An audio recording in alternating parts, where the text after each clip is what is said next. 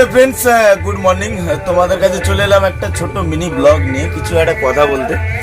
যাই হোক, আজকে আমার হেল্পার কিন্তু আজকে আমার হেল্পারে দেখতেই পাচ্ছ কত মানে কম বয়সে, কত ছোট বয়সে আমার সঙ্গে ডিউটি করবে আসছে। এর যে এনার্জিটা, কাজের জোশ, সত্যি না দেখলে ভাবা যাবে না। আর পড়াশোনা তো আজ মনে হয় 2 বছর বন্ধ করে দিয়েছে।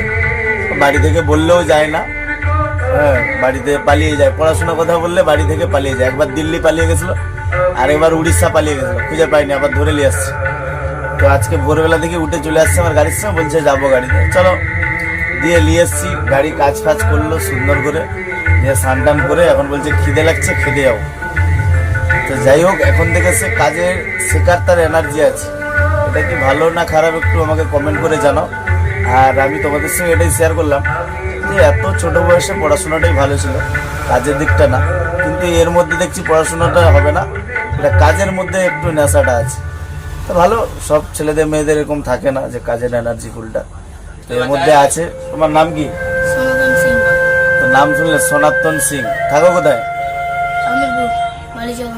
বালিচকে থাকে, ঠিক আছে। তো বলো অডিয়েন্স তোমরা কেমন হয়েছে। Love you all, tata.